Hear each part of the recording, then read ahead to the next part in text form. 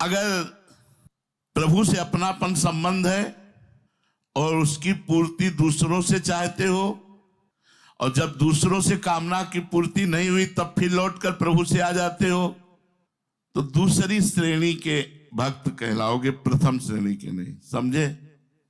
कामना उत्पन्न हुई, लोगों से जब नहीं पूर्ति हुई तो फिर प्रभु के पास अपनेपन में लौट के आना ही पड़ेगा, क्योंकि वही है जहां फिर अपनेपन में।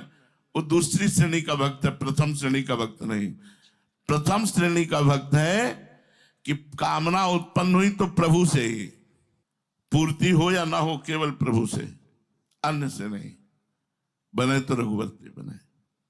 जो केवल कामना पूर्ति के लिए भगवान से संबंध करते हैं, वहां कामना मुख्य होती है, संबंध गौड़ होता है, इसलिए तीसरी श्रेणी के भक्त हैं।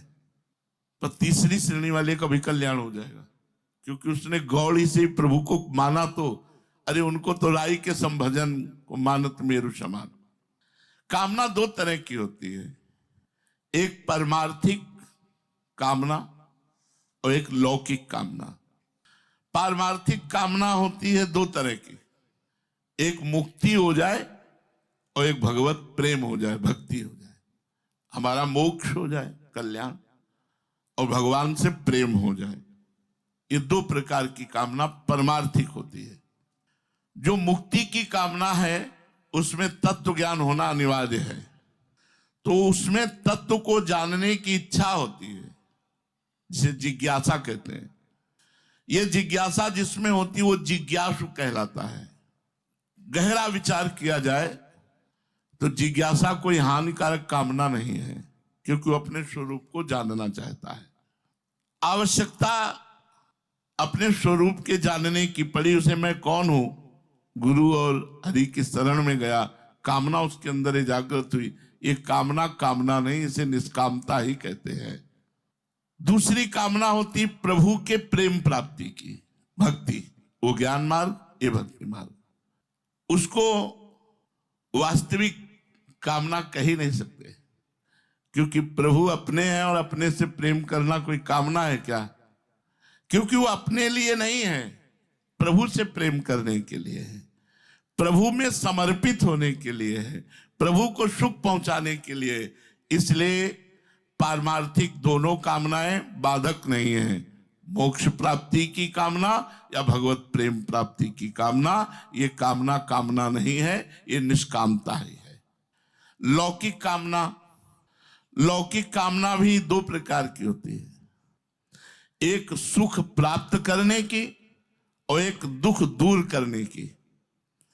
जैसे शरीर को आराम मिले, जीते जी मेरा आदर सत्कार हो, लौकिक पारलौकिक, इन भोगों की कामना है। लौकिक कामना है सुख भोग की कामना। ऐसी और बहुत सी कामनाएं लौकिक होती है।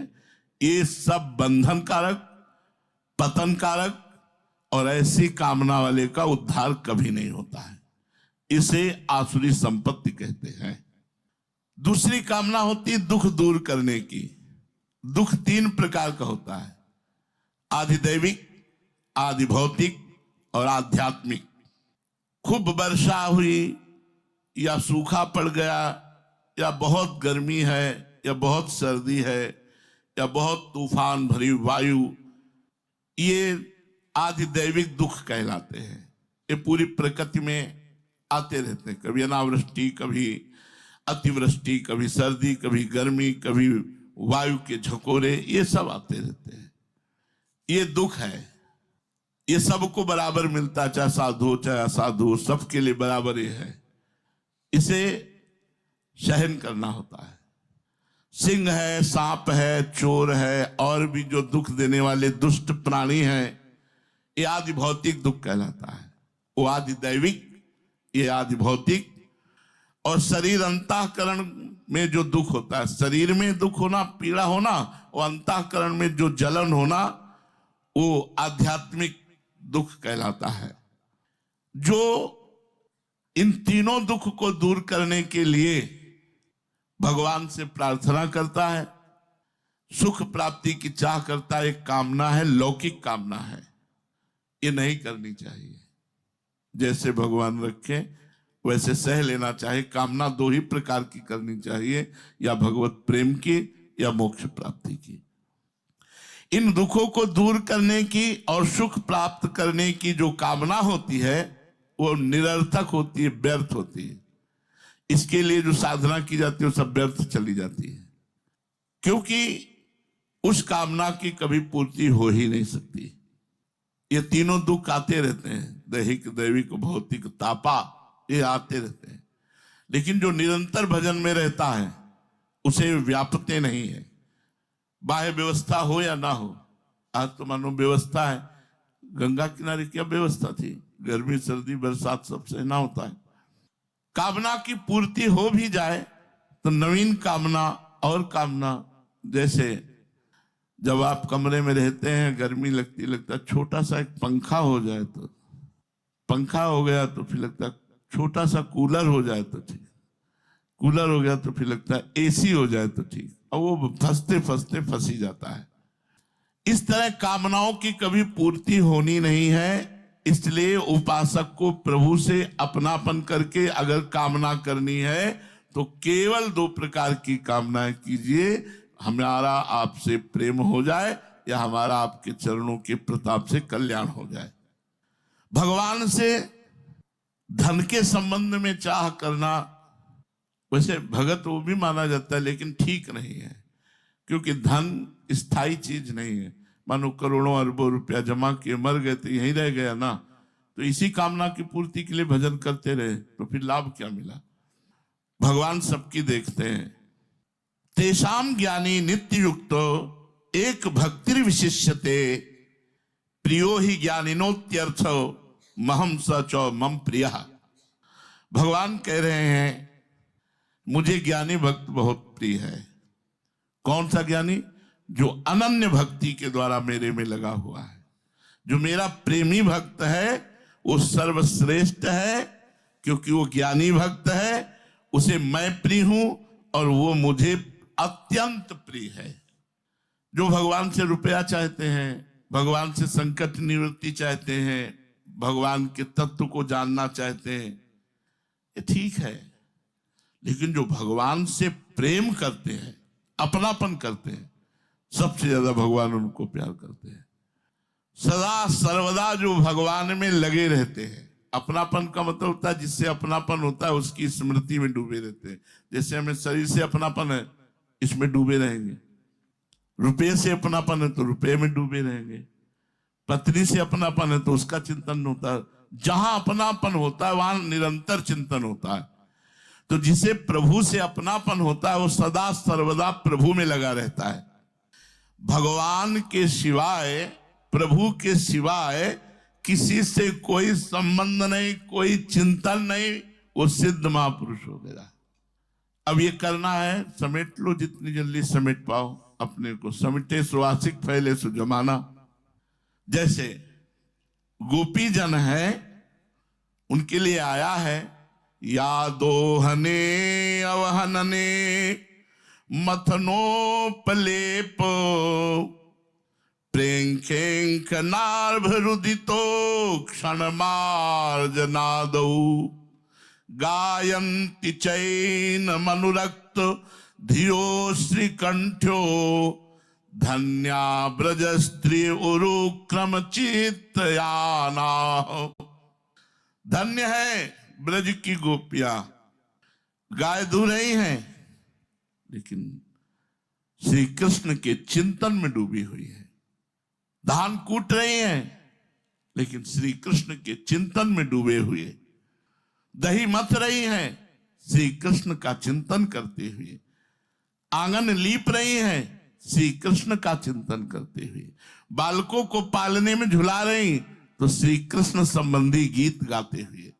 रोते हुए बच्चों को लोरी सुना रही तो श्री कृष्ण के नाम की, उनकी रूप की।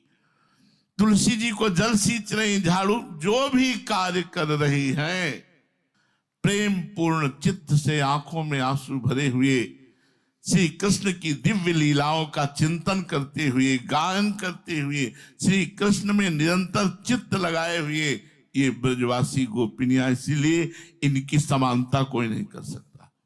जो लौकिक कार्य करते हुए भी अपने इष्ट का सदा सर्वदा चिंतन करता है, तभी माना जाएगा कि आपका अपनापन इष्ट देव में है। हर कार्य करते हुए अंतर से चिंतन श्री जी का हो, प्रिया प्रीतम का हो। ऐसे भक्त को भगवान ज्ञानी भक्त कहते हैं, जिसकी लौकिक और पारमार्थिक सारी क्रियाएं भगवान का सुमिरन करते हुए होती हैं। चाहे वो घर का काम हो, व्यापार का काम हो, नौकरी का काम हो, चाहे वो ठाकुर सेवा हो, भगवत चिंतन करते हुए जिसकी लौकिक पारमार्थिक सारी क्रियाएं होती है, वो सदा सर्वदा प्रभु से जुड़ा रहता है। इसे अपनापन कहते हैं। इसी अपनापन से सिद्धि प्राप्त होती है। एक भक्तिर विशिष्यते, प्रेमी भक्त का केवल आकर्षण केंद्र प्रभु है, श्री जी है। उसकी अपनी व्यक्तिगत संबंध किसी से नहीं है। ये बात देखो, प्रभु के संबंध से संबंध है, व्यक्तिगत कोई संबंध नहीं है। इसलिए भगवान ने कहा एक भक्तिर विशिष्यते, जो मेरी अनन्य भक्ति करता है वो सर्वश्रेष्ठ है। विशिष्यते, प्रेमी भक्त सर्वश्रेष्ठ है। जो धन चाहता है वो पूर्व संस्कार के कारण जब तक व्यक्तिगत इच्छाएं उत्पन्न होती हैं तब तक एक भक्ति विशिष्यते नहीं। जो दुख निवृत्ति चाहता है वो भी नहीं। जो भगवान को जानना चाहता है वो भी नहीं। जो भगवान से प्रेम करता है, एक भक्ति विशिष्यते। प्रियो ही ज्ञानिनो त्यर्थ महम स च मम प्रियः। जो प्रेमी भक्त है मैं उसे अत्यंत प्यारा हूं और वो मुझे अत्यंत प्यारा है। अहम भक्त पराधीन हूं। ऐसे भक्त के लिए भगवान ने पराधीनता स्वीकार की है। जिस भक्त में अपनी स्वयं किंचन मात्र कोई इच्छा नहीं, केवल प्रभु से अपनापन और प्रभु के लिए ही सारे व्यवहार, प्रभु का चिंतन करते हुए, उससे बड़ा इस संसार में कोई नहीं। सबसे बड़ा प्रेमी भक्त।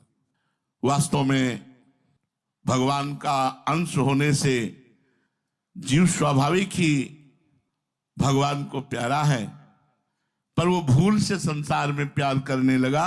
इसलिए लौटो, अपनी भूल को संभालो और भगवान के प्यार से अपने जीवन को भर दो।